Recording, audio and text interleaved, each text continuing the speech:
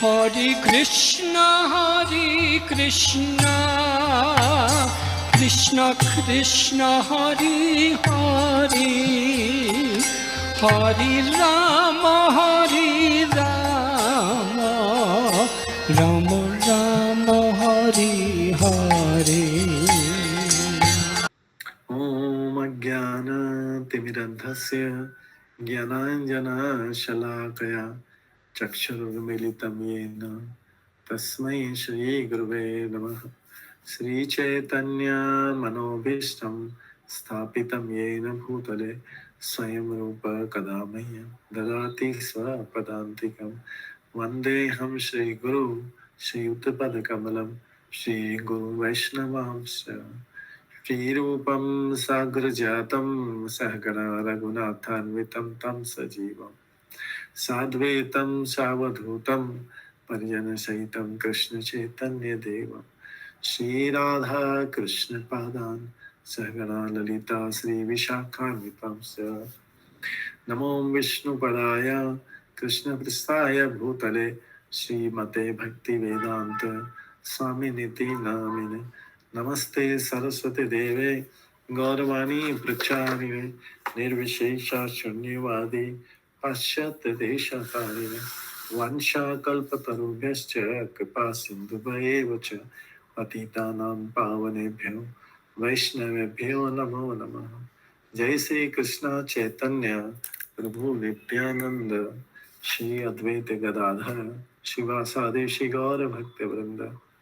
हरे कृष्णा कृष्णा कृष्णा हरे हरे, हरे राम राम राम हरे हरे। ओम नमो भगवते वासुदेवाय। ओम नमो भगवते वासुदेवाय। ओम नमो भगवते वासुदेवाय।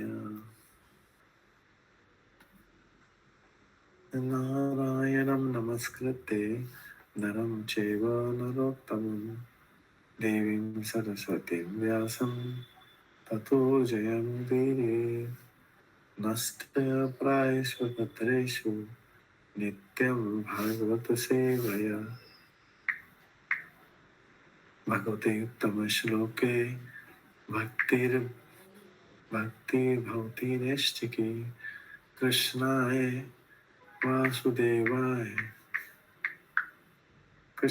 वासुदेवाय देवकी नंदनाय च नंद गोप कुमाराय गोविंदाय नमो नमः।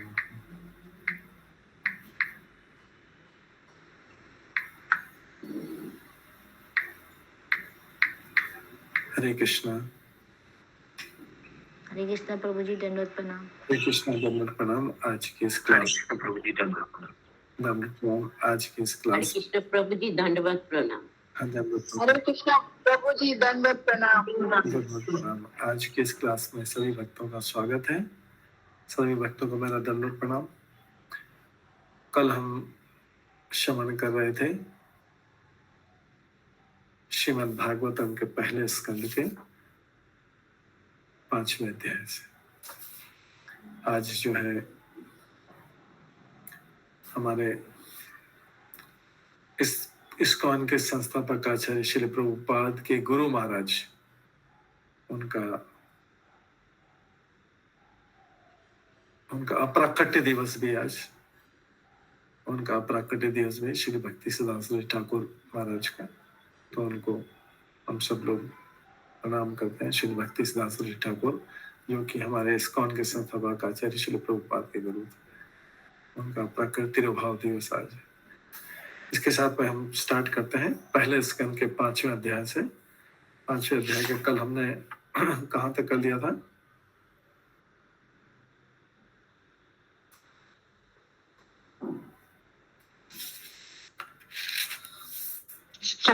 श्लोक हो गया था।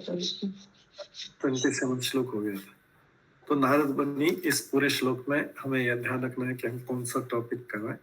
नारद मुनि अपने प्रसंग सुना रहे हैं। ये बीच में व्यास देव जी को उपदेश देते देते अपना स्वयं के जीवन का प्रसंग सुना रहे हैं कि मैं किस तरह से संतों की वाणी से और उनके उच्छिष्ट उनका छोड़ा हुआ प्रसाद खाने से मुझे भक्ति प्राप्त हुई और उस भक्ति में आगे बढ़ता गया। मुझे इसी भक्ति में करते करते भगवान का आस्वादन प्राप्त हुआ। तो सबसे ज्यादा महत्वपूर्ण बता रहे हैं, उन्हें अनजाने में ही भक्तों का संग मिल गया, भगवान के शुद्ध भक्तों का संग मिल गया और उनका प्रसाद खाने को मिला, उनका छोड़ा हुआ उच्छिष्ट उनका प्रसाद खाने को मिला और मेरा ध्यान धीरे धीरे श्रवण के प्रति अटल हो गया। तो सुनने की ये महत्व है, श्रवण की महिमा है, भक्तों के संग की महिमा है और जो है भक्तों की सेवा करने की महिमा है। महत सेवा, महापुरुषों की सेवा करने की और उनका उच्छिष्ट खाने की, चार चीजें एक नारद मुनि एक साथ ही चार चीजें अपने उदाहरण से बता रहे हैं। कौन कौन सी चार चीजें हैं?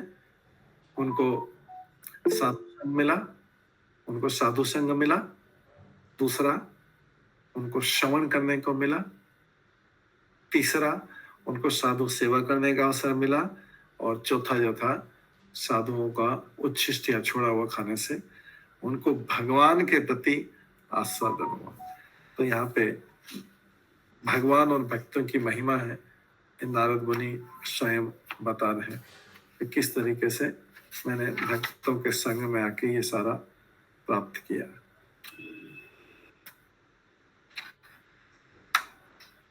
क्योंकि भगवान कहते हैं मेरे दासों की सेवा मेरी निजी सेवा से बढ़कर है और भक्त की सेवा भगवान की सेवा से अधिक मूल्यवान है।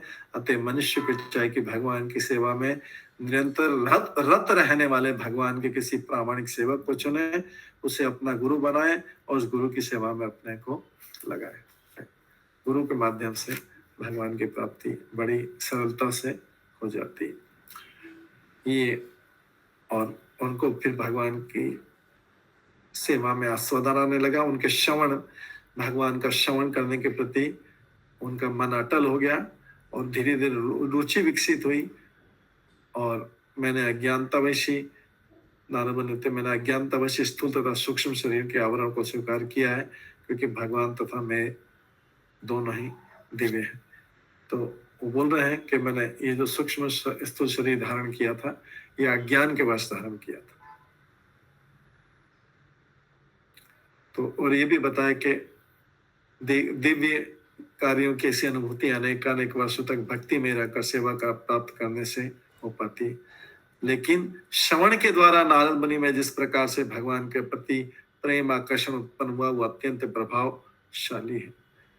तो हमें साक्षात अनुभव तो बहुत दिनों बाद हो सकता है, लेकिन श्रवण से भगवान के प्रति जल्दी प्रेम उत्पन्न हो जाता है। जितना ज्यादा भगवान के बारे में और उनके महान भक्तों के बारे में श्रवण करें। ये कल का तक का टॉपिक था। आज हम 28वें श्लोक से प्रारंभ करेंगे। श्रीमद् भागवतम के पहले स्कंद के 5वें अध्याय के 28वें श्लोक से प्रारंभ करेंगे। इत्थं शरद पावशिकुरुतो हरे विष्णवतमेन समम्य श्यामलम् संकीर्तिमानं मुनिभिः महात्मिभिः भक्ति प्रवक्तात्मरज तमपः। इस प्रकार वर्षा तथा शरद ऋतु दोनों में मुझे इन महान मुनियों से भगवान हरि की धवल कीर्ति का निरंतर सुनते रहने का अवसर प्राप्त हुआ।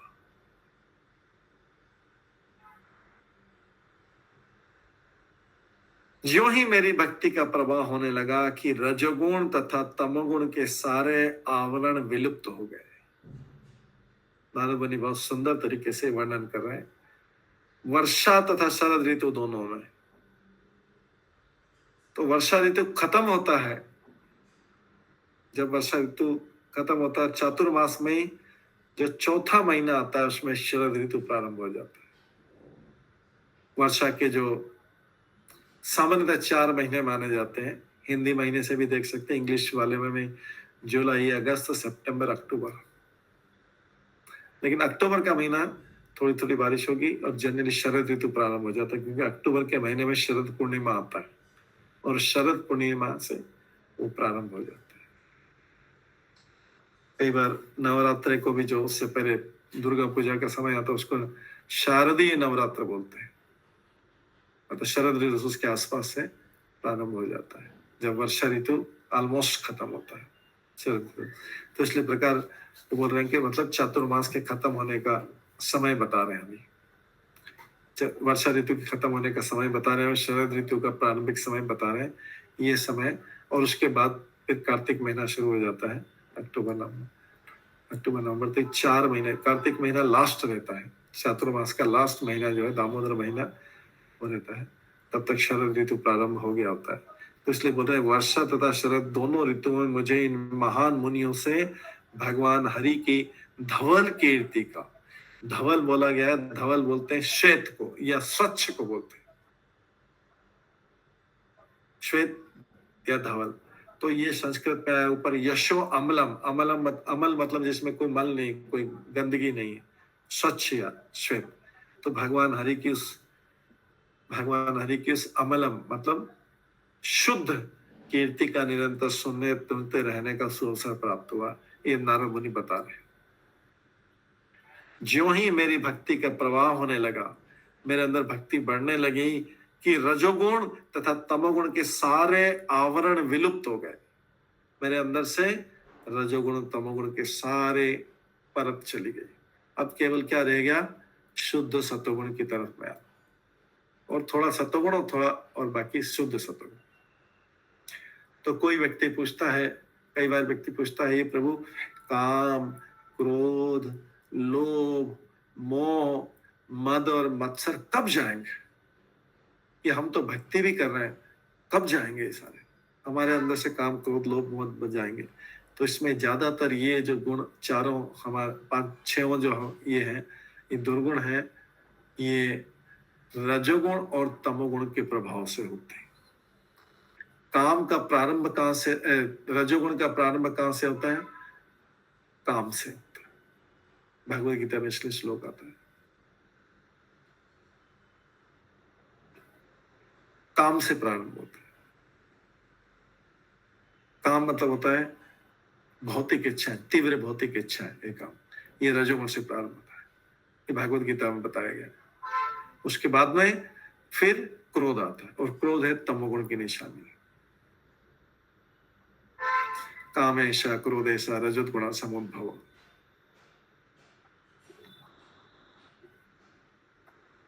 तो इस प्रकार वो बोल रहे हैं कि मेरे से रजोगुण तमोगुण के सारे आवरण विलुप्त हो गए। तो ये फॉर्मूला है, इसको याद रखना चाहिए। अगर कोई बोल रहा है ना मेरे के अंदर काम, क्रोध, लोभ, मोह, मद मत्सर है, तो ये रजोगुण और तमोगुण के प्रभाव से होते हैं।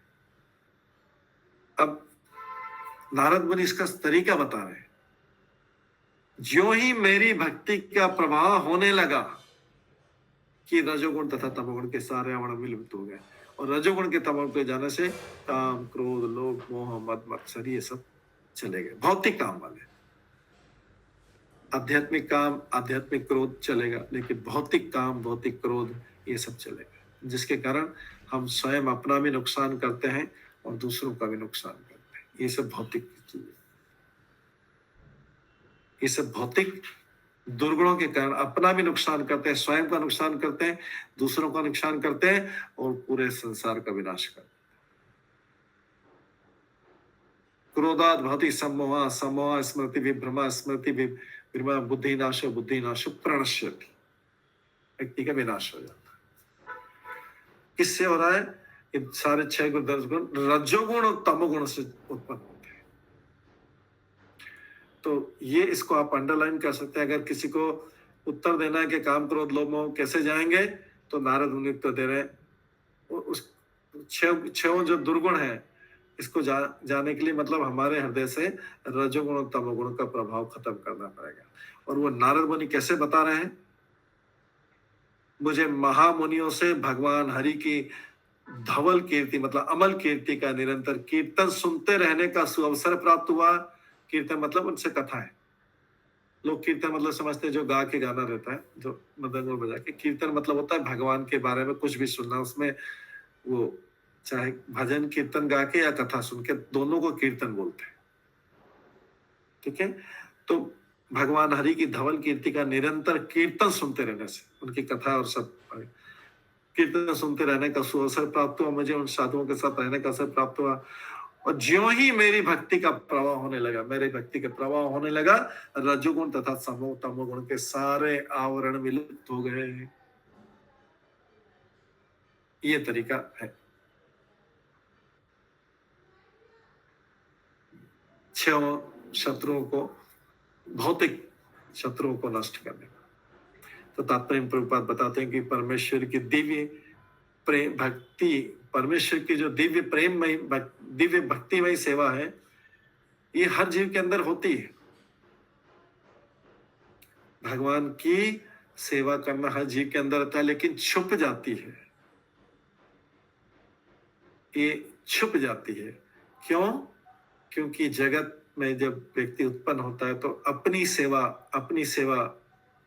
अपने सुख की अपनी सेवा के लिए, और फिर बाद में जाके अपने परिवार की सेवा के लिए जब उसकी प्रवृत्ति जग उठती है, बढ़ती है, तो उसमें भगवान की जो सेवा करने की प्रवृत्ति वो नीचे दब जाती, वो छुप जाती। ओरिजिनली तो जीव में होती है, आत्मा में, हर आत्मा में भगवान की सेवा करने की इच्छा होती है, हर आत्मा में होती। उदाहरण देखना है तो इसका बताते हैं उदाहरण। पहले, हर आत्मा में भगवान की सेवा करने की इच्छा होती है, कुछ सिखाने की जरूरत नहीं है, कुछ भी सिखाने की जरूरत नहीं है, होती है। क्योंकि आत्मा भगवान परमात्मा का अंश, तो अंश में पूर्ण करने की सेवा होती। कैसे देखना है, इसका टेस्ट करना है। एक बच्चे, छोटे बच्चे के सामने 6 महीने का या 9 महीने का, 10 महीने का बच्चा है, उसके सामने बहुत सारी चीज दिखे, तो अच्छी उसके सामने चॉकलेट, दूसरी चीजें और ऐसी स्वीट चीजें, स्वीट आइटम और बहुत सारी चीजें उसके सामने अच्छी अट्रैक्टिव रख दो, उसका हाथ अपने आप उन चीजों के ऊपर जाएगा, उसका हाथ अपने आप उस पर जाएगा, और फिर जब वो हाथ में आएगी, फिर उसके बाद हाथ से उठाने के बाद अपने आप वो मुंह में लेगा। किसी को सिखाने की जरूरत नहीं कि हाथ को आगे बढ़ाओ और फिर मुंह में लो, ये किसी भी बच्चे को सिखाने की जरूरत नहीं पड़ती है, अपने आप वो बच्चे का हाथ जाएगा। ट्राई करके देख लो, उसमें चॉकलेट अभी सब बिखेर दो, हाथ अपने आप जाएगा और मुंह में उसको डालेगा। क्योंकि हाथ शरीर का अंश है, हाथ शरीर का अंश है, और वो चॉकलेट और भी जो भी चीज है उसको मुंह में डालेगा। मुंह क्या है? शरीर का भाग है। तो अंश का काम है शरीर की सेवा करना। ये बच्चे को भी सिखाने की जरूरत नहीं पड़ती, ये बच्चे को भी सिखाने की जरूरत नहीं पड़ती। 6 महीने का हो, चाहे 7 महीने का हो, या 4-5 महीने का हो, अपने आप हाथ अंश शरीर का, और मुंह के द्वारा वो शरीर में जाएगा। मतलब हाथ शरीर की सेवा करना है, ये उसमें स्वाभाविक प्रवृत्ति। ऐसी आत्मा में भगवान की सेवा करने की स्वाभाविक प्रवृत्ति, कुछ सिखाने की जरूरत नहीं पड़ती। लेकिन अगर उस बच्चे को शुरू से ऐसी आदत पढ़ाई जाए, शुरू से ऐसी आदत जमाई जाए कि जैसे वो हाथ को मुंह में लेने लगे अपने आप, उसको छुड़ा दो, हाथ छुड़ा दो, उसका हाथ बांध दो, और उसको हमेशा एक जो उसकी सेवा करने वाली कोई जो भी धाय रहती है या केयर टेकर है, उससे बोलो कि हर बारी हाथ उठाए, हाथ मत उठाने दो इसको क्या करो तुम, जैसे हाथ उठाने लगे तुम अपने मुंह से इसको खिलाओ, इसको हाथ मत उठाने दो। धीरे धीरे प्रैक्टिस करते करते करते करते करते वो बच्चा हाथ उठाना बंद कर देगा, और फिर क्या करेगा, ऐसा मुंह खोल के रखेगा, सोचेगा कि कोई उसको खिला देगा, कोई इसको धाय या उसके केयर टेकर खिला देगी।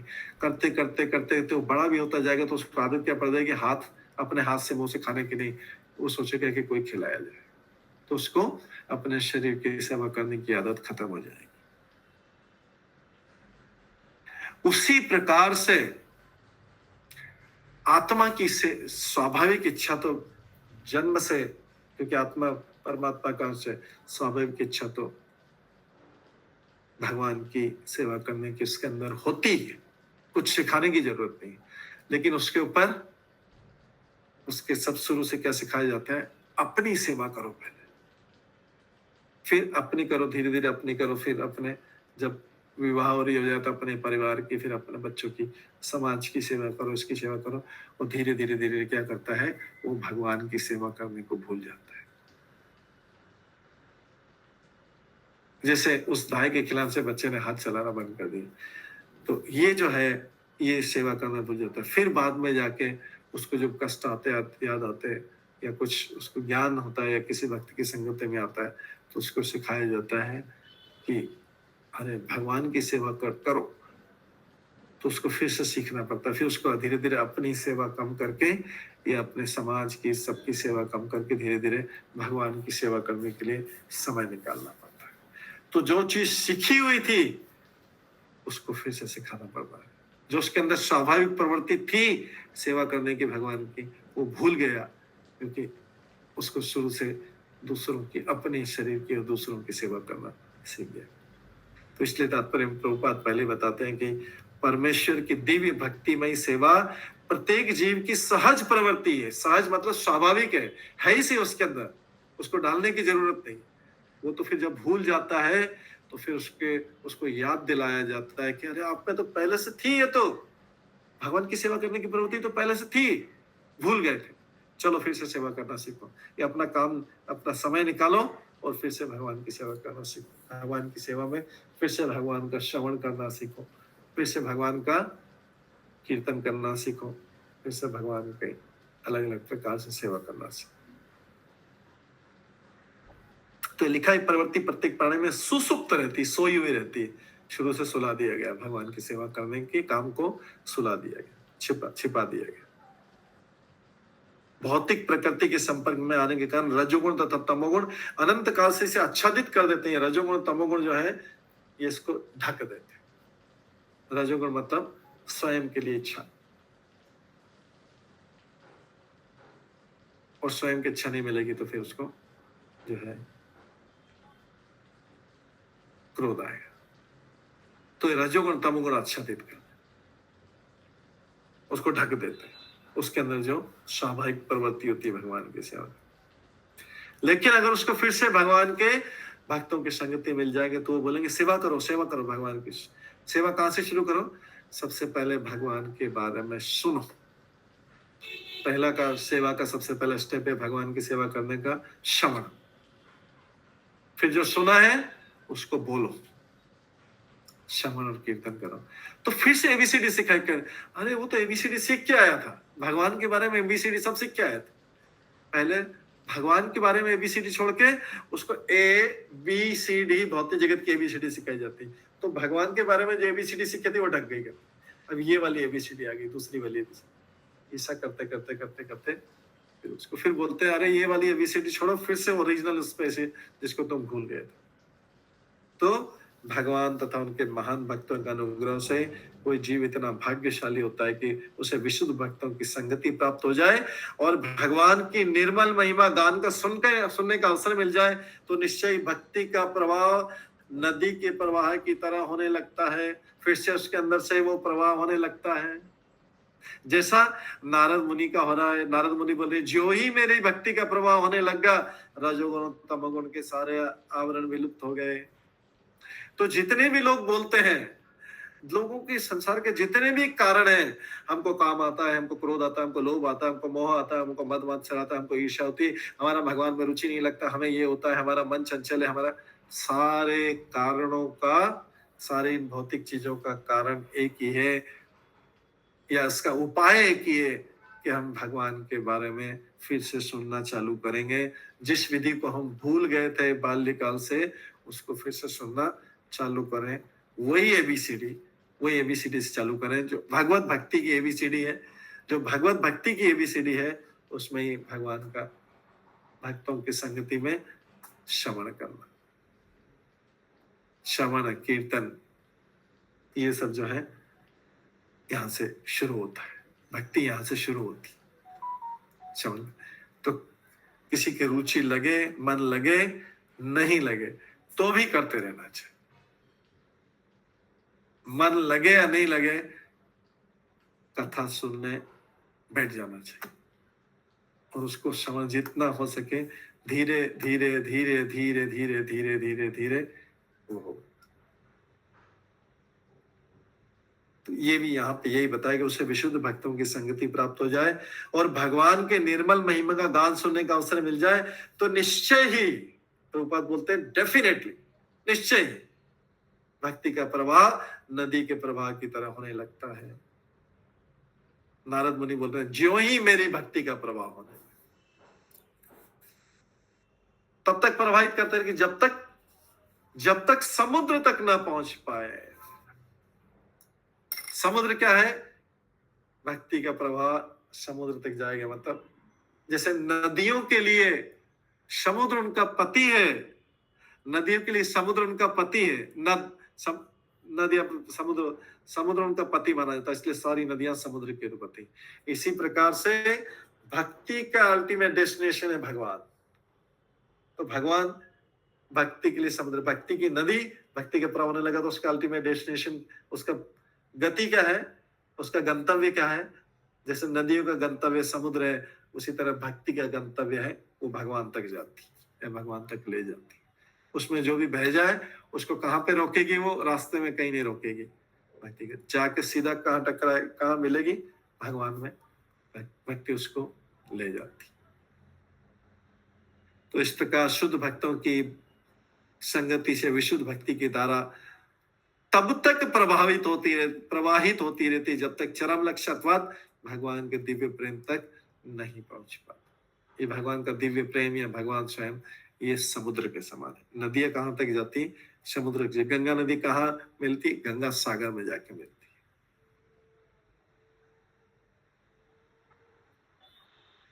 तो भक्ति का ऐसा प्रवाह रुकते नहीं। गंगा गंगोत्री से चालू होती है, वो इसको रोक नहीं सकता है।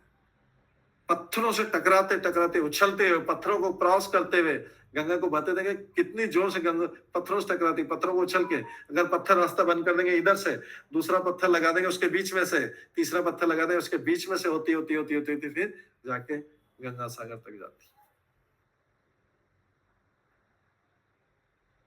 तो विशुद्ध भक्ति की धारा तब तक प्रभावित होती जब तक चरम लक्ष्य अर्थात भगवान के दिव्य प्रेम तक नहीं पहुंच पाती। भक्ति का ऐसा प्रभाव रोके नहीं रुकता, अपितु असीमित रूप से अधिक बढ़ता जाता है।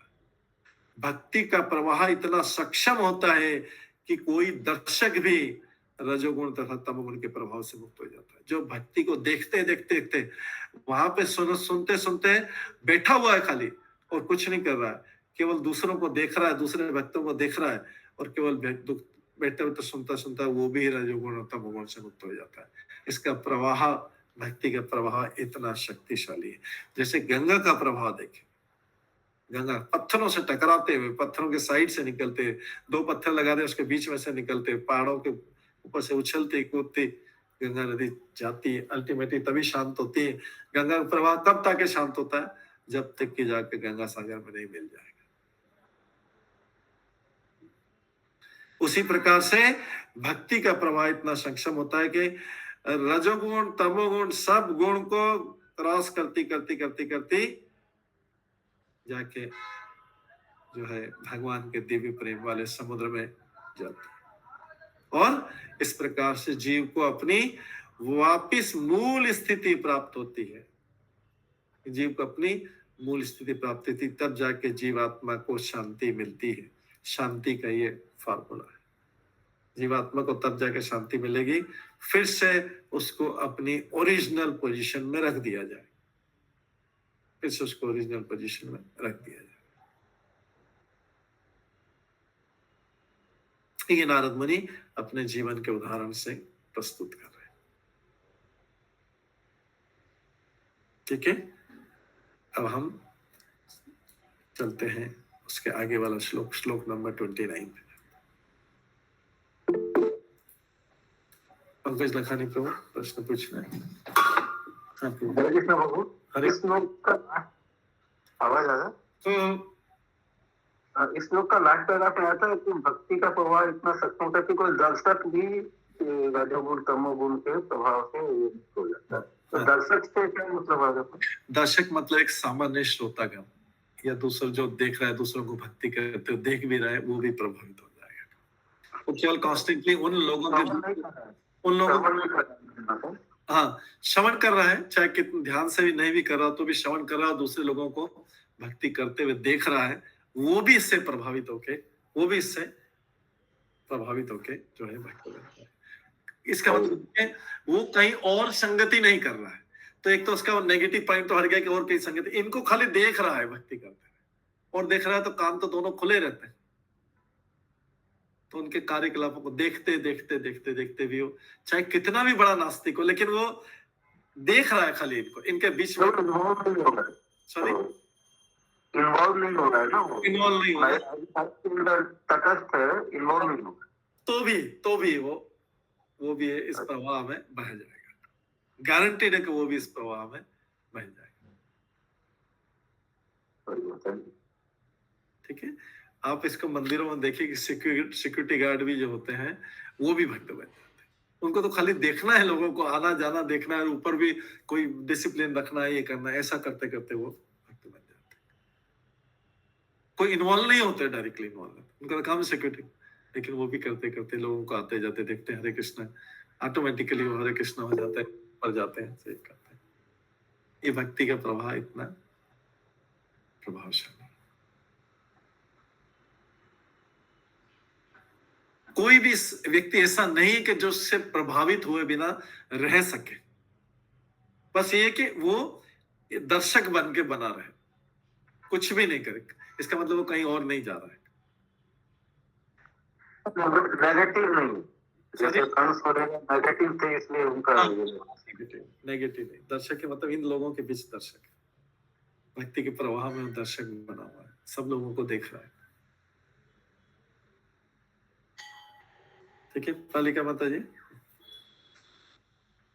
हरे कृष्ण प्रभु जी, धन्यवाद प्रणाम। प्रभु जी, अभी आप जब समझा रहे थे तो उसमें अगर कोई व्यक्ति में श्रद्धा नहीं है तो भी सिर्फ वो देख रहा है तो भी उसका वो भी फिर तर जाएगा कि बिना श्रद्धा वालों का क्या होगा? बिना श्रद्धा वाले में क्यों हो जाएगा? बिना श्रद्धा वाले में भी होगा। क्यों होगा? कोई कारण बता सकता है बिना श्रद्धा वाले में क्यों होगा?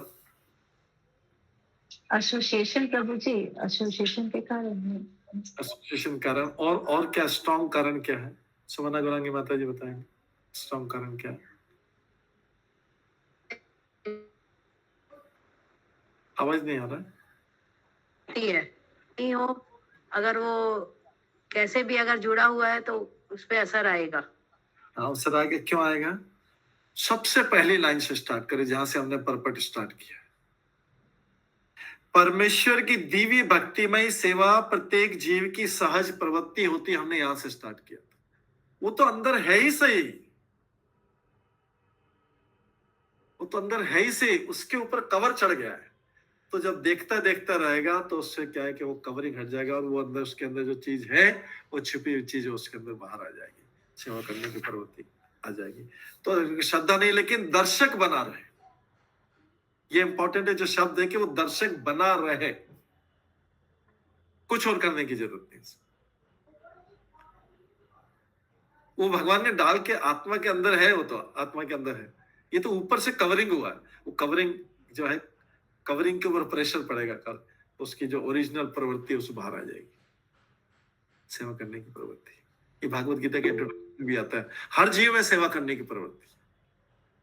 लेकिन वो पहले हर जीव में सेवा करने, भगवान की सेवा करने की प्रवृत्ति, लेकिन उसके कारण क्या है, फिर उसके ऊपर कवर, फिर जाके कुत्ते और बिल्ली की सेवा करने लगता है। जब कवर हो जाता है और दूसरी सेवा करने लगता है, डाइवर्ट हो जाती है। जबकि ओरिजिनली तो भगवान की सेवा करने की प्रवृत्ति थी उसमें। कुछ भी चेंज करने की जरूरत है, उसको दर्शक बना लो बस। एक छोटे से बच्चे को भी दर्शक बना लो। हाँ, पंकज नेत्र प्रभु। मतलब जुड़ा रहे, खाली ना इनएक्टिव भी रहे बट जुड़ा रहे, जैसे यस, जुड़ा रहे, दर्शक बना रहे, जुड़ा रहे करते। ठीक है, वो अपनी मूल स्थिति को प्राप्त कर लेगा। तो दूसरा है, इसके बाद आता है तस्येवं मे अनुरक्तस्य प्रशीतस्य हतेन सह प्रशीतस्य हतेन सह श्रद्धानस्य बालस्य दान्तस्य अनुचरस्य च। तो यहाँ पे बोला गया है, मैं उन मुनियों के प्रति अत्यधिक आसक्त था, मैं उन मुनियों के प्रति अत्यधिक आसक्त था।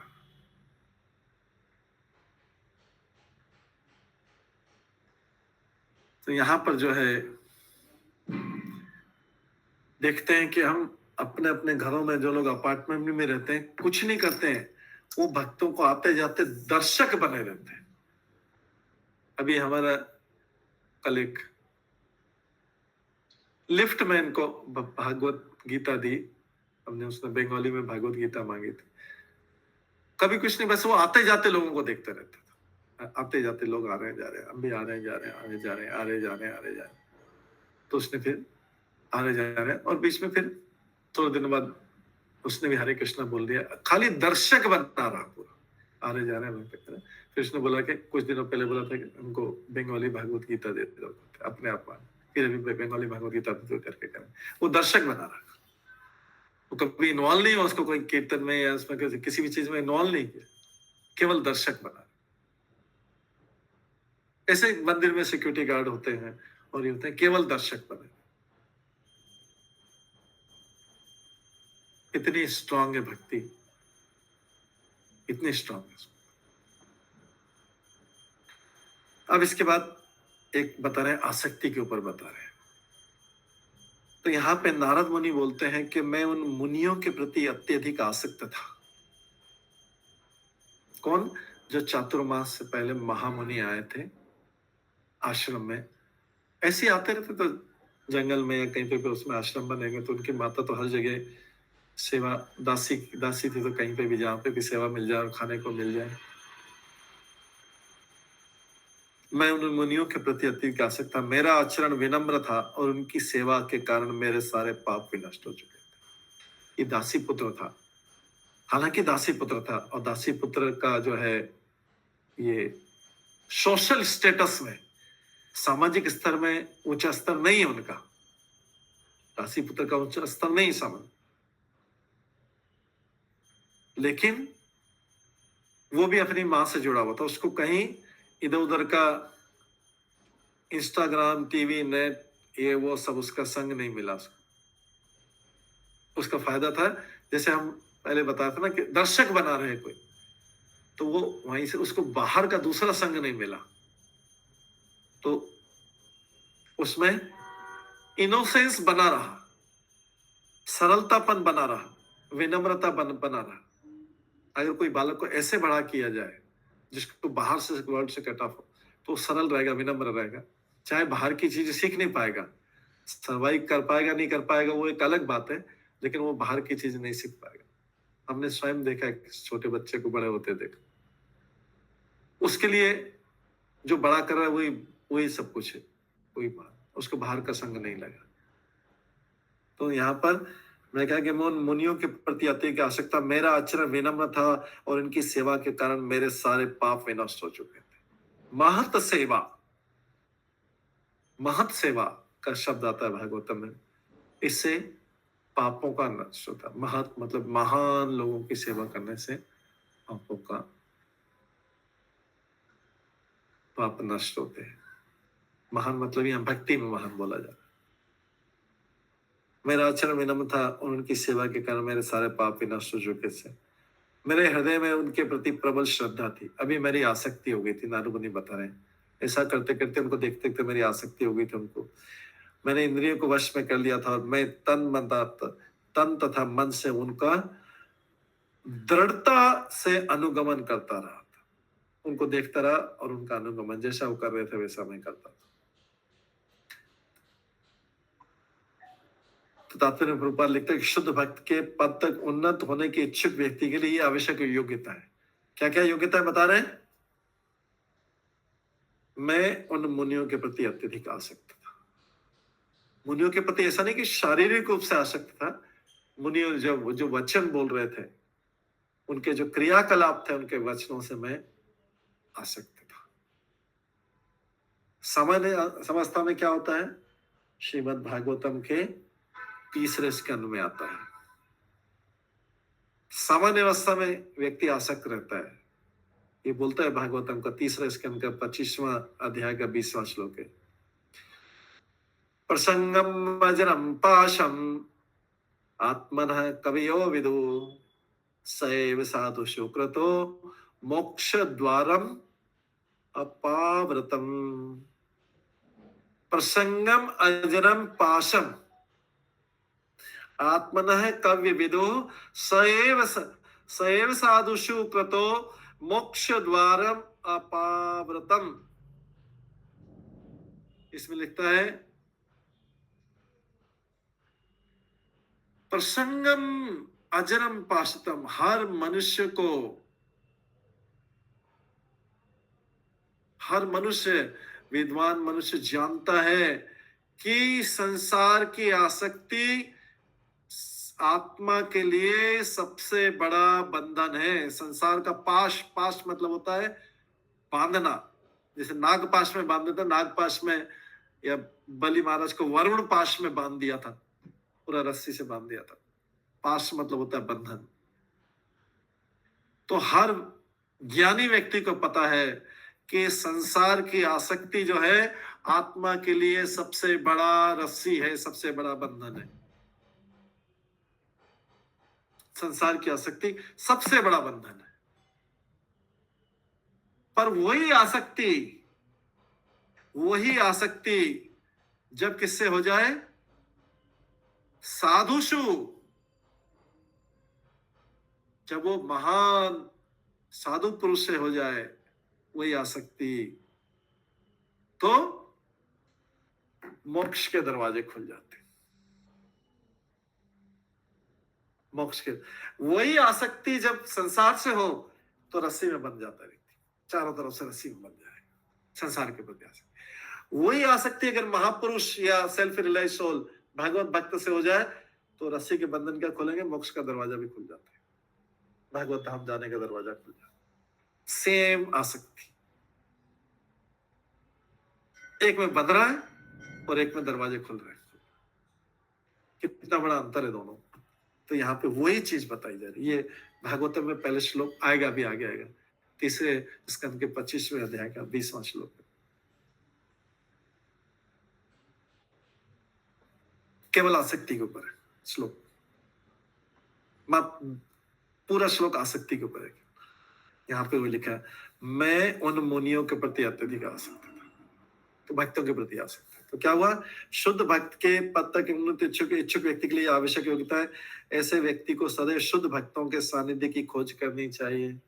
उनसे आसक्ति हो गई, उनके ऐसे शारीरिक सौंदर्य से, रूप से नहीं, उनके गुणों से, उनके क्रियाकलापों से, उनके वचनों से, उनकी वाणी से आसक्ति।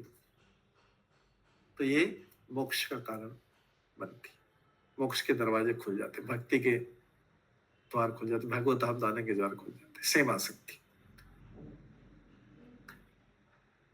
तो इसलिए व्यक्ति को सदैव शुद्ध भक्तों के सानिध्य की खोज करनी चाहिए।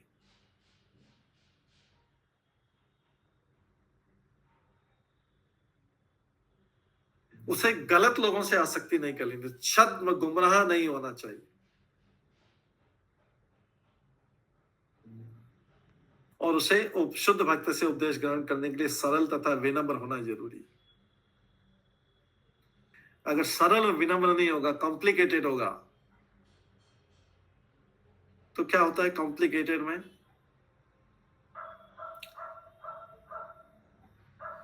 गंगा जी जब आकाश से गिर रही थी तो गंगा जी को बहुत अभिमान था। भागीरथ से बोला कि मैं अगर सीधी गिरूंगी तो मेरे में इतना बल है, इतना तेज है कि ये पृथ्वी में मैं छेद करती हुई गड्ढा करते हुए नीचे चले जाओगे, पृथ्वी पर रुक नहीं पाओगे।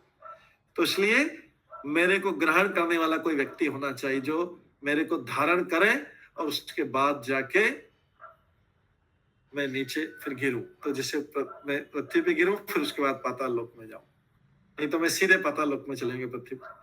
तो शिव जी से प्रार्थना की भागीरथ ने, शिव जी ने अपनी जटा में ग्रहण किया। शिव जी ने जटा में अपनी कॉम्प्लिकेटेड ऐसे घुमावदार जटा में ऐसा घुमाया, गंगा जी को ऐसा घुमाया, गंगा जी का सारा अभिमान नष्ट हो गया, फिर धीरे से गिराया। गंगा जी रास्ता ढूंढ रही थी, बता दे, शिव जी की जटा से बाहर निकलने का रास्ता नहीं दिख रहा था, ऐसा घुमाया। गंगा जी का केवल इसलिए अभिमान के, उनके पास बहुत शक्ति, तो फिर ये एक लीला के रूप में है। उसके बाद जाके शिव जी की जटा से गंगा जी गिरी, शिव जी ने धारण कर लिया था उसको और अपनी जटा में, उनकी जटा में ऐसा घुमाया उन्होंने। तो इसलिए है कि व्यक्ति को सरल होना चाहिए, सरल तथा विनम्र होना चाहिए भगवान की भक्ति में। कोई बोलेगा प्रभु सरल और विनम्र हो जाएंगे तो जगत में कैसे जिएंगे? तो इसलिए ये जगत के लिए सरल विनम्र नहीं होना बता रहे, कि भगवान की भक्ति में अगर किसी को आना हो तो सरल विनम्र, उसको जगत में रहने में भी भगवान पूरी सहायता कर लेंगे। जगत में बड़े बड़े कॉम्प्लिकेटेड कपटी छली भी धोखा खा जाते हैं, उनसे बड़ा कोई छली आ जाता है, उनसे बड़ा कोई कपट आ जाता है, और सबसे बड़े तो बोलते भगवान सबसे बड़ा छली तो मैं हूं, मैं जिसको छल लेता हूं फिर उसका सब कुछ ले लेता हूं, सौराष्ट्र का मैं भगवान बोलते हैं। तो इसलिए सरल होना, भगवान चाहते हैं कि सारे लोग सरल हो, विनम्र हो और मेरी वाणी को एज इट इज ग्रहण करें। तो इसलिए स्वयं उसे विशुद्ध भक्त से उपदेश ग्रहण करने के लिए सरल तथा विनम्र होना चाहिए। शुद्ध भक्त पूर्ण रूप से भगवान की शरण में रहता है, वो भगवान को ही परम स्वामी तथा और अन्य उनके सेवक के रूप में जानता है। उसका एक रिलेशनशिप है संसार में, सबसे बड़ा जो सबसे स्ट्रॉन्ग रिलेशनशिप है, मैं और भगवान, वो रिलेशनशिप कर सकते। और ऐसे भक्तों की संगति से, जो नारद मुनि बोल रहे हैं मेरे पाप विनष्ट हो चुके, पाप विनष्ट ऐसे भक्त की संगति से, जो भगवान के शुद्ध भक्त, ऐसे भक्तों की संगति से होना चाहिए। और इसके लिए उन्हें क्या होना चाहिए? उन भक्तों के प्रति जिनके प्रति उसकी आसक्ति, उसके प्रति आज्ञाकारी होनी चाहिए और उनके उपदेशों को दृढ़तापूर्वक ग्रहण करना चाहिए। ये सब कौन कर पाएगा? जिसको जीवन में सफलता चाहिए, भक्ति जीवन में सफलता चाहिए। और भक्ति जीवन में सफलता का मतलब है कि भौतिक जीवन में अपने आप मिल जाएगी, उसकी परवाह नहीं करना चाहिए। भौतिक जीवन में सफलता मिलती है या नहीं मिलती। त्यक्त्वा स्वधर्म चरणाम गुह्यम हरे, जिसने सब कुछ त्याग करके हरि के चरणों की शरण मिली, अगर वो उससे कुछ मिस्टेक भी हो जाए, गलती भी हो जाए, तो हरि उसको संभाल लेंगे। लेकिन जो भौतिक जीवन में बहुत बड़ा सफल व्यक्ति भी हो गया, अगर उसने भक्ति नहीं की तो कुछ काम का नहीं। तो जो भक्ति जीवन में सफलता चाहता है, भौतिक जीवन की सफलता अपने आप हो जाएगी। ज्यादा प्रयास करने की जरूरत नहीं, सारा प्रयास भक्ति जीवन में किया जाए। जैसे पहले भी हम उदाहरण देते हैं, शुगर मिल होती है। जब शुगर मिल का नाम शुगर मिल क्यों है? इतनी सारी शुगर मिल होती है, उसमें गन्ने के रस से शुगर बनाई जाती है, इसलिए उसका नाम शुगर मिल है। शुगर मिल उसका होता है। लेकिन शुगर मिल बनाने के साथ साथ गुड़ अपने आप बन जाता है, वहां पे बचा नीचे वाला जो रहेगा वो गुड़ बन जाएगा। उसके बाद जो शराब के शौकीन है, वो गन्ने के रस से सड़ा हुआ, उसको बाद में जो सब बनता है उससे शराब भी बन जाती है। लेकिन मेन उसका नाम है शुगर मिल, मतलब शुगर मिल मेन उसका प्रोडक्ट है। बाकी सारी चीजें गुड़ अपने आप बन जाएगा। कोई गुड़ की जो है, गुड़ की मिल नहीं देखी होगी, शुगर मिल ही देखी होगी, उसी में गुड़ भी बन जाता है। उसी में जो शराब पीने वाले शराब वाले, उसी में जो और भी चीजें, और भी चीजें बनती रहती है, लेकिन मेन उसका नाम है शुगर मिल। तो ऐसे भक्ति जीवन मेन है, उसके साथ में भौतिक जीवन गुड़ जैसा अपने आप में हो जाए, निकल जाए। अलग से प्रयास करने की जरूरत नहीं। ये है नारद मुनि का कहना है कि मैं उन मुनियों के प्रति अत्यधिक आसक्त था जो भगवान के शुद्ध भक्त। उसके बाद नारद मुनि 30वें श्लोक में बताते हैं, ज्ञानम गुह्य तमम यत्तत् साक्षात् भगवता उदितम अन्ववोचन गमिष्यन्त्य कृपया दीन वत्सला। भगवान के भक्त जो रहते हैं दीन जनों पर अत्यंत दयालु रहते हैं। ये भगवान के भक्तों का स्वभाव है। कोई बोलेगा दीन मतलब, हमने तो अभी तक सुना था दीन मतलब गरीब होता है। नहीं, दीन मतलब गरीब नहीं होता है।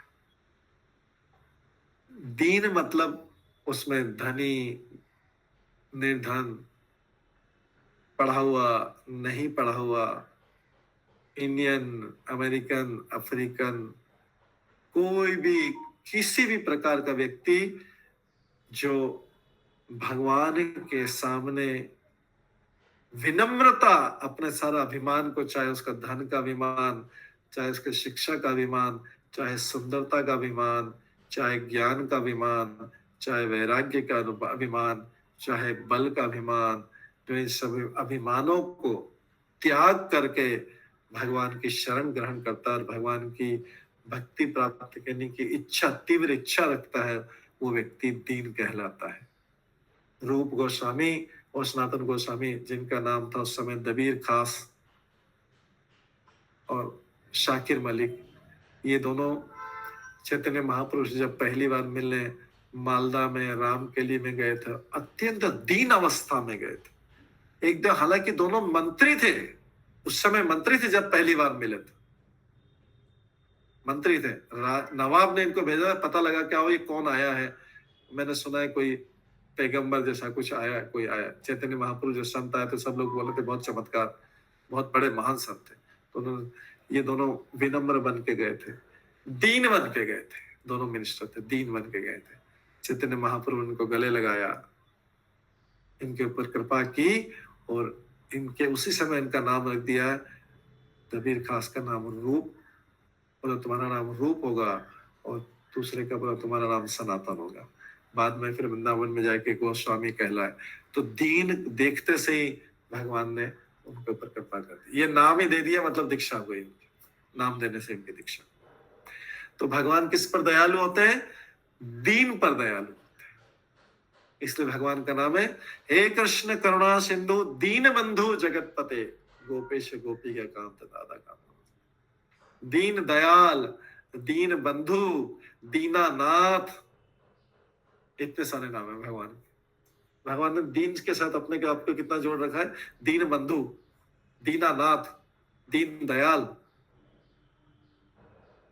ये है पोजीशन या किसी भी चीज का जिसको गर्व नहीं, जो सारे अभिमानों को त्याग करके भगवान के पास जाता है। ऐसे ही भगवान के भक्तों का भी स्वभाव होता है। भगवान के भक्त भी दीन जनों पर अत्यंत दयालु होते हैं। तो दीन जनों पर अत्यंत दयालु उन भक्ति वेदांतों ने, उन भक्ति वेदांतों मतलब नित्य रूप कृष्ण दीनेश, दीनों के ईश, ठीक बात है, ये भी एक नाम। तो दीन जनों पर अत्यंत दयालु उन भक्ति वेदांतों ने जाते समय, भक्ति वेदांत कौन? ये वाले जो साधु थे, उनका नाम भक्ति वेदांत है। मतलब उन्होंने भक्ति से संबंधित सारे ज्ञान था उनको पूरा। सामान्य वेदांत नहीं थे, इसका नाम है भक्ति वेदांत। भक्ति वेदांत मतलब जिसने भक्ति से संबंधित सारा ज्ञान प्राप्त कर लिया वेदों में से, भक्ति से संबंधित ज्ञान, बाकी ज्ञान की जरूरत नहीं। तो इन दीन जनों पर अत्यंत दयालु, जो दीन जनों पर इन भक्ति वेदांत ने जाते समय मुझे उस समय गुह्यतम विषय का उपदेश, जिसका उपदेश स्वयं भगवान देते हैं, वो उपदेश मुझे दिया। नारद मुनि बोल रहे,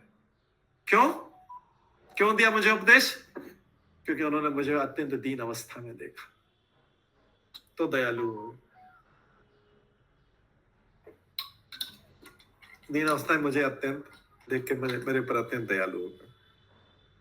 इसलिए कोई व्यक्ति दीन अवस्था में रहे तो ही जाके भगवान या भगवान के शुद्ध भक्तों की कृपा मिलता है। अगर उसको किसी भी चीज का अभिमान है, अपने ज्ञान का अभिमान है, अपने धन का अभिमान है, बल का अभिमान है, सुंदरता का अभिमान है, वैराग्य का अभिमान है और किसी का अभिमान है, तो व्यक्ति दीन नहीं बन पाएगा और उसको कृपा नहीं मिलेगी। अगर एक बर्तन से, एक पात्र से दूसरे पात्र में जल डालना है, एक पात्र से दूसरे पात्र में जल डालना है, तो दूसरा पात्र जिसमें जल डालना है उस पात्र को नीचे होना पड़ेगा। जल ऐसा जाएगा, ऊपर से नीचे जाएगा, नीचे से ऊपर नहीं जाएगा जल। तो दूसरा पात्र जिसमें वो आना है उसको नीचे आना पड़ेगा, उसमें तब जाके पात्र में पानी डलेगा। तो व्यक्ति को अगर भगवान की कृपा प्राप्त करना है, भगवान के शुद्ध भक्तों की कृपा प्राप्त करना है, तो उसको विनम्र बनना पड़ेगा। इसलिए जो भक्त या जो भी भगवान के भक्त होते हैं, जो इस प्रकार से दीन बनते हैं, वो जल्दी भक्ति में आगे बढ़ जाते हैं। लेकिन जिनको अभी थोड़ा सा अभिमान रहता है कि मेरे पास भी YouTube गुरु है, आजकल क्या है कि YouTube से सब लोग ज्ञान प्राप्त कर लेते हैं, तो समझते हैं कि अभी बहुत बड़े ज्ञानी हो गए। YouTube ठीक है, YouTube से ज्ञान मिल सकता है, लेकिन YouTube का ज्ञान जो है, जैसे हम एक उदाहरण दे रहे थे पहले, केक के ऊपर क्रीम लगाने जैसे है। केक तो होनी चाहिए तभी तो ऊपर क्रीम लगा पाएंगे। थोड़ा केक ही नहीं होगी तो क्रीम कैसे लगाएंगे? ठीक है, उससे ऊपर से थोड़ा और अच्छा ज्ञान मिलेगा, लेकिन बेसिक तो संबंध तो होना चाहिए। कोई तो गुरु होना चाहिए, किसी संबंध होना चाहिए, उसकी आज्ञा का तो पालन करना होना चाहिए, किसी संबंध होना चाहिए गुरु से, उसकी आज्ञा का पालन होना चाहिए, वो शिक्षा दे रहा है, उसके ऊपर फिर ठीक है। और हम यूट्यूब से सब ज्ञान प्राप्त करें, इवन हमारे गुरु का भी ज्ञान अगर हम यूट्यूब से बात करें, तो पहले तो गुरु तो होना चाहिए। गुरु तो यूट्यूब से नहीं बनेगा। गुरु से हमारा संबंध हो, गुरु की कृपा हो, वो हमारे जब हमारे गुणों को अवगुणों को देखेगा, उसके बाद कृपा करेगा, फिर उसके बाद हम ज्ञान उनसे लेते हैं, यूट्यूब में लेते हैं। लेकिन बेसिक फाउंडेशन जो है हमारी संबंध तो भगवान से होना चाहिए। कोई भी व्यक्ति केवल यूट्यूब से भगवान का शुद्ध भक्त नहीं बन पाए। कोई बोलेगा श्रवण तो कर पा रहे हैं, तो श्रवण वो वन साइडेड चल रहा है। श्रवण वन साइडेड चल रहा है, एक तरफ से श्रवण हो रहा है, लेकिन कोई संबंध तो स्थापित नहीं हुआ। संबंध स्थापित हो, ऑनलाइन अलग है, यूट्यूब अलग है, तो संबंध स्थापित होने के बाद में फिर हम बाकी का जो फ्लो है वो उससे कर सकते हैं। तो इसलिए ये कृपा प्राप्त करना जरूरी है।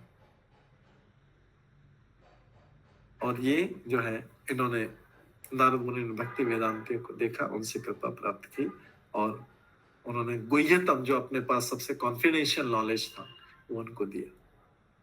गुह्यतम ज्ञान था। गुह्यतर और गुह्यतम, confidential, more confidential and most confidential. तो विशुद्ध वेदांती भक्ति वेदांत अपने अनुयायियों को स्वयं भगवान के उपदेशों के मुताबिक उपदेश देता है, और कभी भी कॉन्फिडेंशियल नॉलेज जो है यूट्यूब पे नहीं दिया जाता है।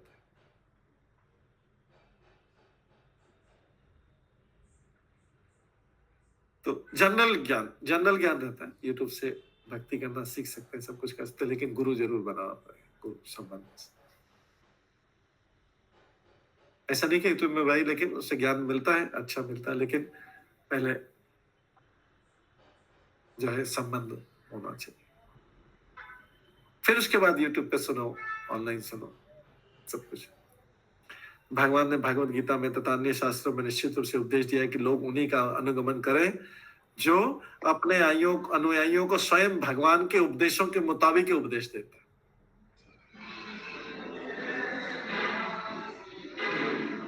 मनुदास माता जी, माइक। भगवान प्रत्येक वस्तु के सृष्टा पालक संहार है। सारा दृश्य जगत उनकी इच्छा के बल पर अवस्थित है, और जब उनकी इच्छा से सारा खेल समाप्त हो जाता है तब वे अपने सारी साज सामग्री सहित अपने दिव्य धाम में, भगवान जब भी आप प्रकट होते हैं यहाँ से सब कुछ समेट लेते।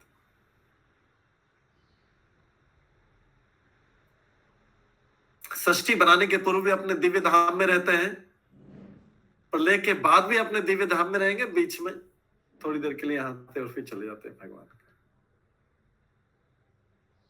वे हम में से कोई एक नहीं है। तो इसलिए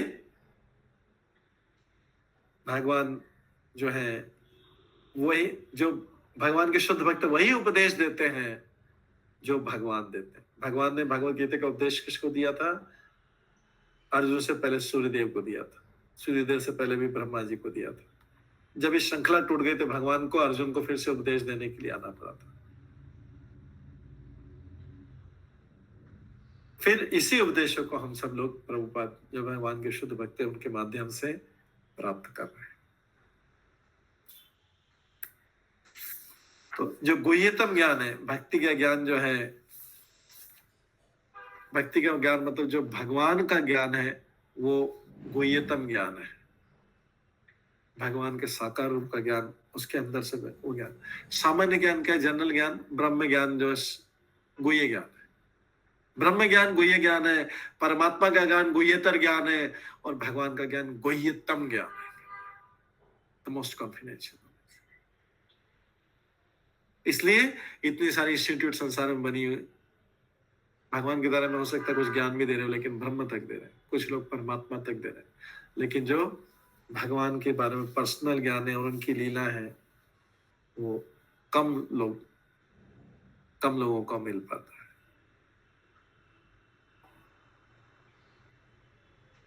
इसलिए ये ज्ञान जो है गुह्यतम ज्ञान है। जब ब्रह्म का ज्ञान होता है कुछ कुछ भक्ति मिल जाती है, और परमात्मा का ज्ञान होता है तो थोड़ा ऊपर का हो जाता है।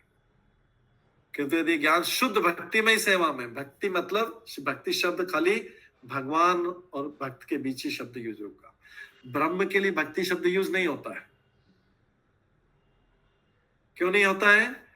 ब्रह्म को निराकार मानते हैं, तो निराकार में भक्ति मतलब होता है, इसको इंग्लिश में बोलते हैं डिवोशनल सर्विस।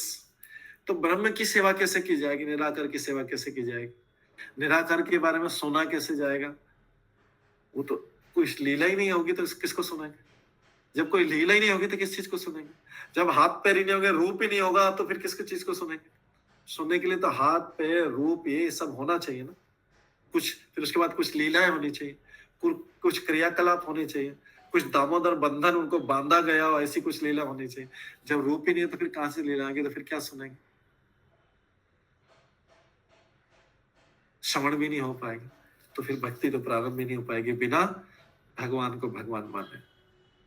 न ब्रह्म के रूप में सेवा हो पाएगी, न परमात्मा के रूप में सेवा हो पाएगी, केवल सोचते रहेंगे मन। लेकिन जब गुह्यतम ज्ञान मिलेगा तो भगवान की सेवा हो पाएगी। तो अभी हम ये प्रभुपाद की कृपा से, प्रभुपाद जिस गुरु परंपरा में, उनके गुरु का आज तिरुभाव दिवस है, मतलब आज के दिन उन्होंने अपना शरीर जो भौतिक अवस्था से अप्रकट हुए थे, भौतिक जगह से प्रकट हुए, तो इस सब गुरु परंपरा के माध्यम से हम लोग ये गुह्यतम ज्ञान पा रहे हैं जो ब्रह्मा जी को मिला था। बाद में वही ज्ञान अर्जुन को मिला था भगवत गीता के रूप में, बाद में वही ज्ञान उद्धव को उद्धव गीता के रूप में ये ज्ञान मिला था। उसी गुह्यतम ज्ञान को हम प्रभुपाद की कृपा से श्रीमद् भागवतम के इसमें श्रवण कर पा रहे हैं। ये नारद मुनि दे रहे हैं, नारद मुनि ने व्यासदेव जी को दिया। व्यासदेव, ये परंपरा ब्रह्मा जी सुना, ब्रह्मा जी ने नारद मुनि को दिया था, नारद मुनि ने वेद व्यास जी को दिया। ये ज्ञान गुह्यतम ज्ञान जो है भागवतम में ये हमें प्राप्त हो रहा है। ठीक है, तो अभी समय हो गया है, इसको हम यहीं पे विराम देते हैं और इसके बाद 31 श्लोक नंबर 31 से हम अगली क्लास, कल की क्लास में श्रवण करें। हरे कृष्णा। सभी भक्तों का बहुत बहुत धन्यवाद। सब भक्तों के लिए एक बार हरे कृष्ण महामंत्र का जप करते हैं। हरे कृष्ण। हरे कृष्णा हरे कृष्णा हरे कृष्णा राम राम हरे राम राम राम हरे